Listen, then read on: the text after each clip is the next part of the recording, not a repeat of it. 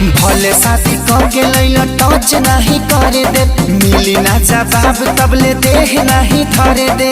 कितना दिन ले चलइबो ई वारंटी लिख के दा, कमर डैमेज नहीं करबई गारंटी लिख के दा, कमर डैमेज नहीं करबई गारंटी लिख के दा।